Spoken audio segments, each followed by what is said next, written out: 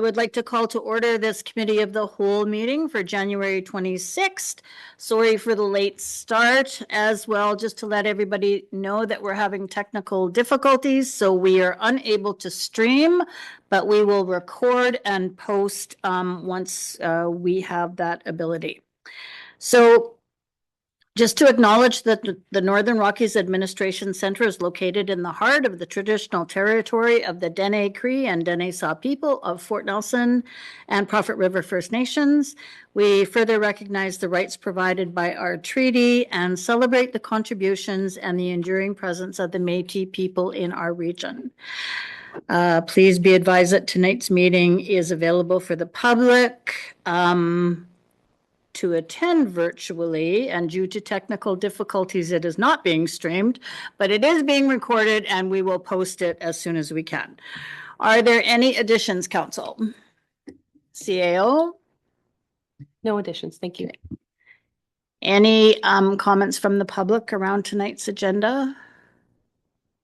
Okay, so just consensus around approval of tonight's agenda.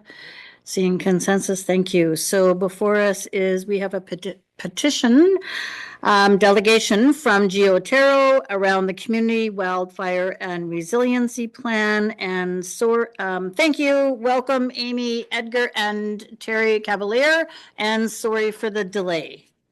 Take it away.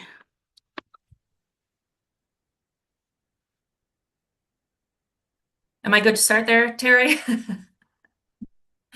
Yes, you are. Okay, great. Hi, everyone. Thanks for having me. Amy Edgar with Geoterra. I'm phoning in from our Kimberley office. We just wanted to give a quick presentation. I've given, I think this is my third so far, so I apologize for everyone who has to sit through this for the third time. But we wanted to give a quick update on the Community Wildfire Resiliency Plan and just get everyone on the same page and understand what the final deliverable will be and what is included in a CWRP. So I'm just going to share my screen here. Oh, am I able to share? We're just working on it. Okay, great. Thank you. Okay, try it now. It says host disabled, attendee screen sharing. Okay, just hang on a sec.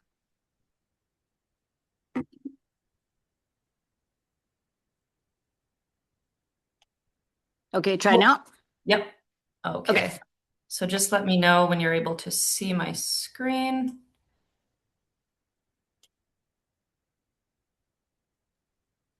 I can see it. Yeah, there it is. Yeah, we're good. Great. Okay. And Amy, I should just take a moment to ask, do you know everybody around the table? Or should we do a quick round? No, I don't actually. Okay, so Lorraine Gerwing speaking to you, Deputy Mayor. John Roper, Regional Councillor. Danny Souls, Regional Council. Erin Lavelle, Deputy CAO. Jody I'm- Leaside, Assistant. Stacy Aspin, Deputy Corporate Manager. Brenda Enax, Regional Council. And on online we have. I'm Rob Fraser, Mayor. We met the other night. Yeah. Okay, Great. perfect. Thanks, Thanks, Amy. Okay, so I'll jump into the presentation. It won't be too long. We'll leave some room afterwards for questions. If my computer will cooperate with me. There we go. So Geoterra, just kind of a quick synopsis about us, is a natural resourcing consulting firm with offices all over BC. Like I said, I'm calling in from the Kimberley office. And our team working on the Northern Rockies CWRP brings over 50 years of a collective wildfire management experience. Things are a little delayed here. Sorry. Mondays, hey? Yeah, we're having technical difficulties here too, so don't worry. There we go. Okay. So what is a CWRP? So it is going to assess the current wildfire risk within the community, so within the municipal boundaries, and then make recommendations to implement to reduce that risk. So you may be familiar with the current CWPP, this the Community Wildfire Prevention Plan. So the CWRP is a revised framework. Most notably, it has the 7 FireSmart disciplines, which all of the recommendations that will be made for enhancing community resiliency will fall under one of those 7 FireSmart disciplines. This plan is also one of 3 items that makes you eligible for future funding from the CRI funding, which is funding this CWRP development. So those other 2 items being holding a FireSmart position, which you have with Terry, and attending or participating in a community FireSmart resiliency committee, which Northern Rockies has. So once this plan is completed, then you're eligible to apply for future funding to implement some of those recommendations that will be made. So why it matters to your community, everyone has seen it, you're familiar, the wildfire seasons, they're longer, they're hotter. Rural communities are especially vulnerable with the extended fuels that surrounds your communities. And the CWRP will help prevention rather than just responding. So some of the examples that we assess are follows. So overgrown forest near homes. So that's within the wildland urban interface. The poor access for first responders, which could also mean poor egress for in the case of an evacuation. Combustible fuels within the home ignition zone. So that's, you may have heard of some of those home ignition zone assessments that were happening, I believe, last year, and will be recommended to continue on through with the following years. Combustible building material. So any homes or critical infrastructure that is constructed from anything that could be vulnerable to ember throw. And probably the most important, limited community awareness of wildfire risk. People just don't know where to start and how they can contribute to wildfire resiliency. So the 7 FireSmart disciplines that I mentioned before, every recommendation that is made in this plan is going to fall under one of these disciplines. So these are the disciplines and an example of what could be a recommendation made. It doesn't necessarily mean that these specific recommendations will be made for your community. It's not a one size fits all. It's going to be tailored to Northern Rockies. So the disciplines are 1, vegetation management. So identifying potential fuel treatments and then implementing the actual fuel treatment. Legislation and planning. So potentially updating bylaws that could prevent human-caused fires. Development considerations. So fire resilient building practices. So any new builds within the community follows the FireSmart principles of fire resilient materials. Interagency cooperation. So we're already seeing that with the CFRC, the Community FireSmart Resiliency Committee. There's a lot of acronyms that go on with these plans. Emergency planning. So incorporating wildfire into all of the emergency plans and evacuation plans. Cross-training, so any opportunities to train the structural firefighters with wildland firefighters. And public education, so any sort of community event or any opportunity to be able to promote FireSmart materials. So what does the CWRP include? So the risk assessments, we've already completed the desktop and field assessments. Document reviews. So we are still, a few relevant documents are still trickling in, but for the most part, we have completed reviews of all relevant documents that could influence the CWRP. And it will also show any potential gaps where there could be opportunities for resiliency. And it also will help us not duplicate any existing work. Consultation with stakeholders. So like what we're doing tonight, we are attending the CFRC meetings and we are consulting on the side as well with other stakeholders. And community involvement. Unfortunately, we did have someone from Geoterra that was supposed to be up this past weekend to follow along with Terry and do some of the community engagement. The flights were canceled, so we did miss that part, unfortunately, but Terry has been out and Lisa as well to complete some of that community involvement. And the recommended action items, so that has not been finalized yet. We still want to continue with the consultation and better understand the community needs and where any of those gaps may be before we finalize the recommended action items. So I'm going to zoom in. I'm not sure how large the screen is that I'm on. The CWRP, where it is applicable, so all of the recommendations, except for the vegetation management, will be applicable within the municipal boundaries. So the yellow lines is the AOI, the area of interest. The green is the wildland urban interface, and that's defined for this plan. It's defined as a 1 kilometer buffer from a structure density of 6 or greater. So within the WUI, any local government land is eligible for fuel treatment. So the eligible land is what you can see colored here. So there's not a lot of opportunities for fuel treatment that this plan will cover. That's why it's really important. We're going to be focusing on the other 6 disciplines, especially with education, those home ignition zone assessments.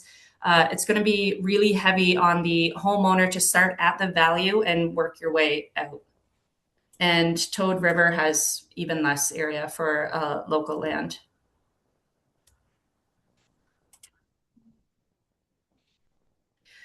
So what comes next? The CWRP, as it says here, it's just the first step.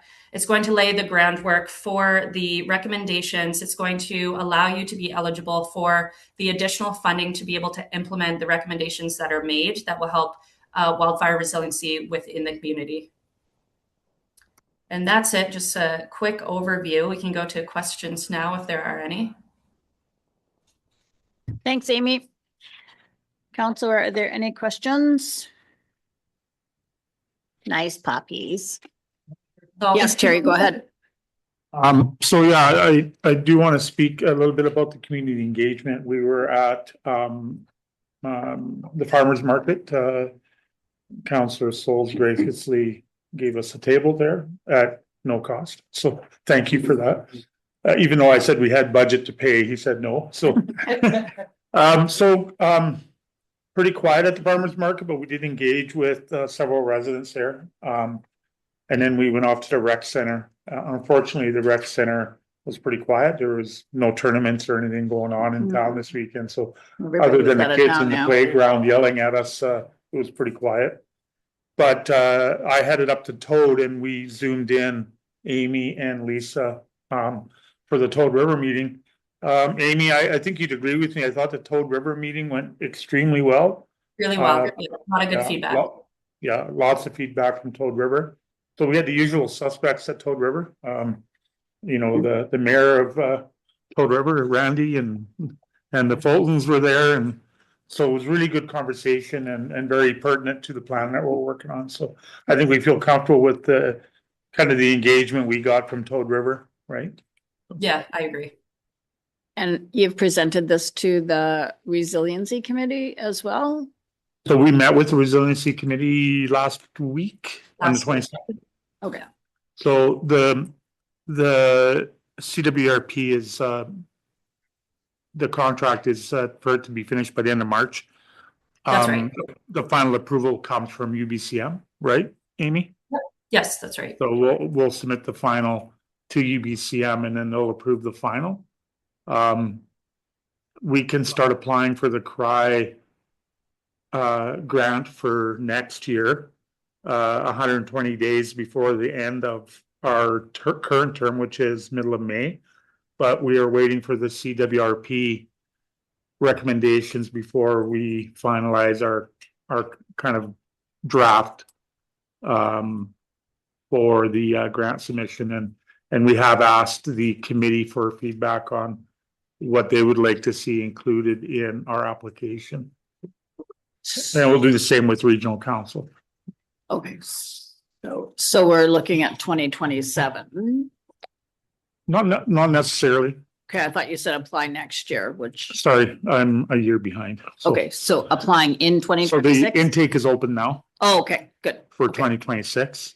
Okay. So some of the things we're looking at pursuing are possibly some things like rebate programs for residents, Mhm. seniors programs, that sort of thing. Yeah. But we'll work collaboratively with the committee and with council to determine kind of what the high priorities are. But we're waiting for this plan Yeah, before we can move before we move forward. Yeah. Perfect, thanks. Mayor, did you have a comment or question?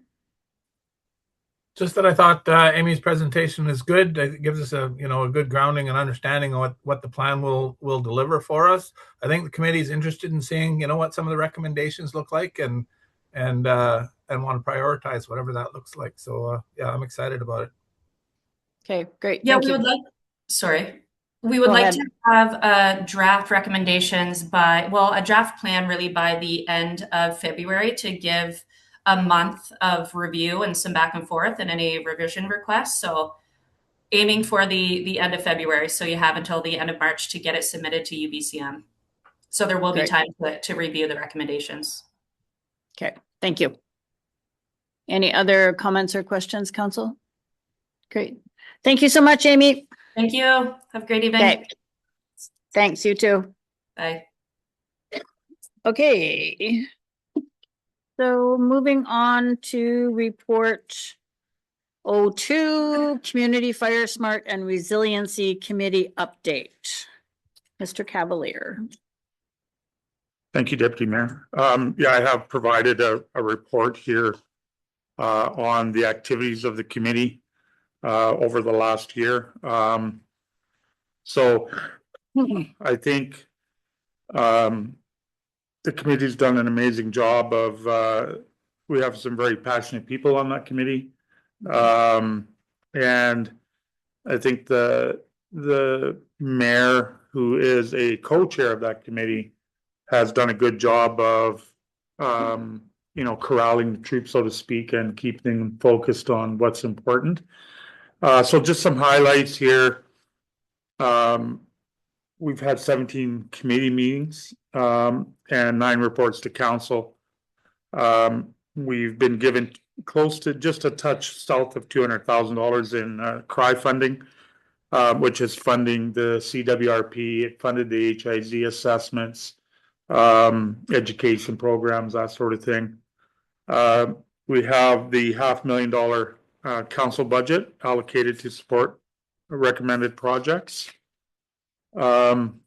Engagement, we participated in the trade show. We did a community information meeting at the Phoenix Theater that was led by Mayor Fraser and Cam Allen as the co-chairs. We've hosted pop-up events at the farmers market in August and September. The fire department delivered education at the 3 elementary schools. Over 350 students were seen during those presentations. Literacy Society Culture Fest, our contractor completed 84 home ignition zone assessments. We did 8 in-house with fire rescue and myself. Critical infrastructure assessments, and we built a tracker tool to enter all our assessments. I'm in the process of entering all that data, so we'll make that accessible to everybody on council so they can see where we've been within the community. The committee conducted a FireSmart survey, and the survey results continue to inform the committee recommendations and council decision making. As you saw, we're in the development of the CWRP, which is an important pillar of the 3 that we're looking for future funding. Committee correspondence, obviously, MOF. I think some of the correspondence we've had with BC Hydro has certainly helped. But that's something we're going to have to stay on top of in future, right? And just talking to the Toad River residents yesterday, they have concerns as well with some of the activities at BC Hydro in their area. So that was captured by Amy and Lisa in that meeting. So for further follow-up, we provided a letter of support for Sonia for Highway 77 project, and the wildland urban interface plan is complete now. Was done in conjunction with MOF and Frontera. So the BCWS attends or tries to attend every meeting. They're having a staffing issue. Their zone managers off for an extended period of time due to family concerns. during the activities of Summit Lake and Pocket Creek, the IMT met with the committee while we were meeting every 2 weeks at that point, and they came to every meeting to talk to the committee. So really comfortable about that engagement. Northern Rockies Fire Prevent. So Devin's been really instrumental in working with Hydro and shaking some trees and getting some work done around the community. So he's done an excellent job.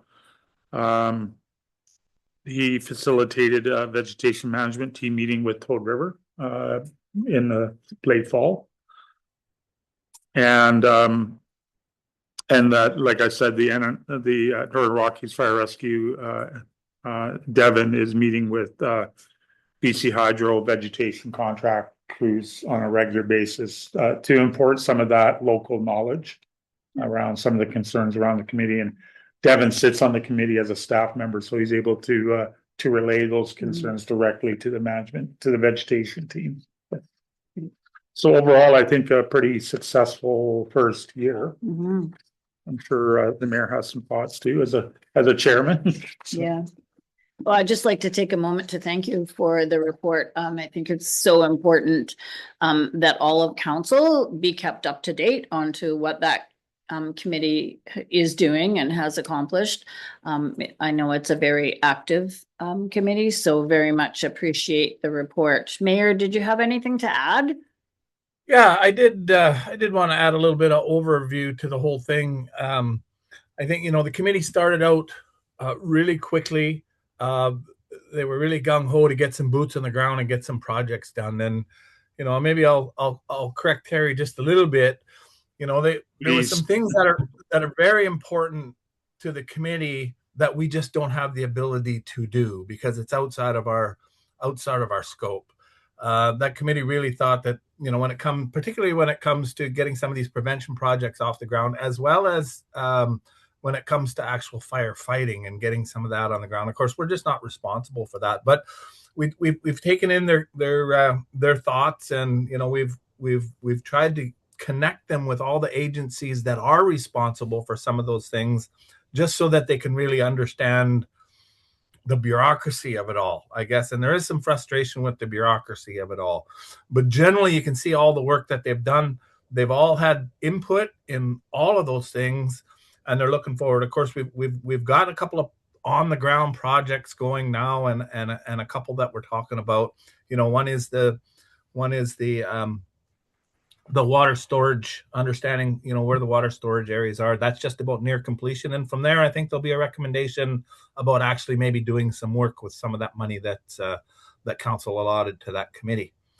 So overall I think they're doing a really, really good job. They're starting to understand the bureaucracy of it all, and they're getting it, but they still want to get some boots on the ground. Yeah, is that fair? Fair enough. Yeah. Yep, great. Thanks, Mayor. Go ahead, Terry. Sorry, thanks for pointing that out, Mayor. I kind of skipped over the vegetation management projects that we had undertaken, like Parker Lake, right away work, and there's a local contractor working on our water source project. We met with that contractor last week. We're pretty close to a final report, and then we'll be presenting that to the committee at some point, and I'm sure there'll be some recommendations from that report over to council at some point in February. And then the grading project on the pipeline mainline that we'll be proceeding with. Just a couple of things kind of off of this is tentatively we're looking at burning the Parker Lake piles in February, as well as that there's 19 piles on the right of way of the Alaska Highway. So I'm directionally challenged. So if you're driving towards Toad River, it's the left side of the road. Right. So those are scheduled to be done at the same time. BC Wildfire will do those, and our local fire department will do Parker Lake. So the real issue, and I think we got a lesson the other night about venting index and what a pain that is. But one thing I didn't know until the other night is we can get spot index reporting from BC Wildfire, where they'll look at a specific time and place Mhm. as opposed to the general map. General, So yeah. we're gonna pursue the spot, well, we, the fire department of BC Wildfire will pursue that Okay. to see if we can open up the window. I don't know if anybody, most of you guys are here for a long time, the venting index over Fort Nelson's terrible, right? Where the rest of the province seems you can burn just about anytime you want. Yeah. But up here, it's a little bit different, but those areas will be looked after, so. Okay. Great. Counselor, are there any questions for Mr. Cavalier? So I see, Counselor Souls and then Counselor Roper. I'd just like to make the comments around how this process over the last year has actually broadened the conversation in the community to the point where there's like some people say, they're coming after all of our trees and it's going to be bare naked land and the wind's going to blow and we're going to be Sahara Desert. So anyway, I think that I bring this up because communication of fire smarting at its core is not removing all the greenery, and it's not removing, it's not changing everything. It's actually just tidying up and making a manageable scenario. I think that it's important that we keep the messaging through the committee and that the risk is still very high, because risk is comparatives to our experience here relative to the unmanaged fuel load to this point put us in. There's plenty of other places we can look where that has spelled disaster for communities elsewhere. And so just the matter of keeping the risk high. But I really think that the framework now, where you're working on a community wildfire resiliency plan at the same time as the committee is actively working and developing water sources and researching this, I think it's coming together quite well. I'm happy. Just a question about the budget. How much expense has been incurred during this first year from council's $500,000 allocation? I don't know the exact number, but it's just south of $30,000. Part of the water source project, if council decides to go ahead with some of those recommendations, we'll take some of that money. But I think what's, like the mayor alluded to, I think it's been an eye opener for the committee about bureaucracy, and we, just because it's within our boundaries doesn't mean we can just do whatever we want. So I think as we start to work through that process, we'll actually have better plans. And if there's projects out there that we may undertake on our own after the CWRP is published, and if there's areas that regional council things are important that were missed because they don't qualify, we may decide to use some of that money to look after that. The biggest threat to the community is out of the west, right? So Radar Road, Old Alaska Highway, Walsh, Rose Trail, those are the biggest risk properties for the most part. So the committee and council may decide to do some additional work in those areas as an example. So. And just to confirm that the committee makes a recommendation, but council makes the ultimate decision whether the money will be spent or not. Yeah, that's not a committee decision. Great. Well, thank you. Okay, Mayor? Yeah, thank you. And yeah, thanks for pointing that out. The last thing I want is to just maybe show you this brochure that the community forests have got out. It's called Fuel for Thought. And Terry, I really would like you to put one of these into the hands of every council member, because it's a really good document with respect to what fire mitigation plans and vegetation management plans can be. There's a diagram in there that shows, sort of a really thick, healthy forest on fire, and then one that's been fire smarted, and the degree of fire within that. And the picture says 1,000 words, and I'd sort of like to get that throughout the whole community if we could, as far as we can. But for sure, I'd like to see it into the hands of our councillors sooner rather than later. Just so it gives them a really good understanding of what we're trying to achieve. Thanks. Thanks, Mayor. Go ahead, Terry. So just a final word on my part. I think really the biggest impact residents can make is on their own properties. right? And that's the message that needs to be strong and loud and So I have some comments around that message because as a person that went through the FireSmart assessment and then did the remedial work as somebody who lives alone and being of an age that I am, like I could find people to take care of cutting down the trees, but it was extremely difficult and I had to ask for favors to get all of that debris moved. So we really need to work on ensuring, if we're encouraging our residents to fire smart, we need to have those services in town available to actually do the work, because not everybody can do it for themselves. So I just think that that needs to go in tandem. So as we're working on one, we need to make sure that we have organizations or businesses in town that can help do that work.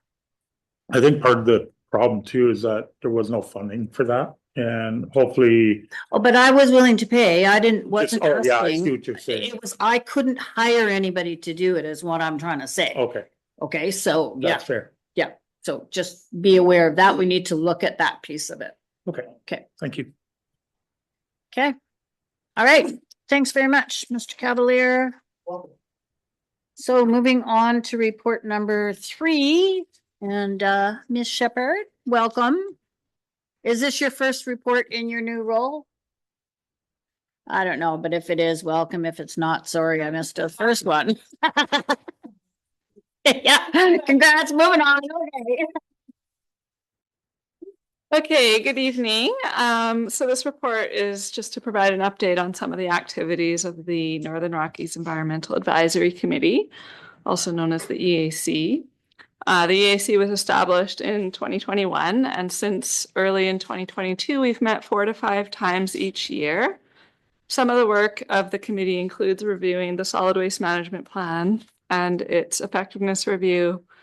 And we're currently engaged in the solid waste management plan renewal. We've been engaged in discussions regarding the local government climate action program, LGCAP. And we've endorsed pilot projects, including the food cycler, commercial kitchen organics diversion program, facilitated the Northern Rockies Environmental Action Challenge, and we've been supporting some vermicompost branding and outreach. We have 6 founding members whose applications were renewed last year. And then later on tonight, we'll do a review of some new applications. And yeah, just want to give a shout out to the members on that committee who've been invaluable in providing insights on environmental concerns. Yeah, it's been great. Happy to answer any questions. Yeah. Any questions? Well, I just have some statistics that I would like to share, some diversion. I was going to do it in the general meeting and I might do it then too, but just so that you know. So I asked for, it was reported at one of our EAC meetings about the amount of plastic that has been diverted. And so I asked for some further information. So this is from Wide Sky Encore on plastic diversions from 2022 to 2024. So in 2022, there were 820,734 pieces, equaling 8,207 kilograms. 2023, there was 1,825,000 pieces for 10,158 kilograms. And in 2024 was approximately 1,200,000 pieces. Oh, and right, staff, look at what they made this graphic. Thank you very much for bringing it up there. It actually shows what these weights, these figures that I'm telling you, it actually, that graphic shows you the amount that weight. Like I thought that was just crazy. Did I finish? 2024 was 1,200,000 pieces for a total of 12,000 kilograms. Organics diverted from the landfill was 253.32 metric tons. And food cycler, the total combined diversion between our 2 pilots, extrapolated? How do you say that? Extrapolated impact of 35.42 metric tons annually. So huge amounts that's been diverted out of the landfill. So And I think it was pretty painful, actually. Yeah, but, and you know what, we don't have any curbside pickup, right? So people are doing this of their own, like they're going out of their way, like going to the landfill. And I mean, there's some service pickup for organics, but yeah, mostly people are taking it to the landfill themselves. So, yeah. Okay, any questions for Ms. Shepherd? Any comments, Mayor? Okay, No, I great. don't have any. Thank you so much. All right, and I think that takes us to, there was no new business, public news media question and answer period. Is there anything? Nope, seeing none. Great. So I'll call for adjournment then. Okay, meeting is adjourned. So we'll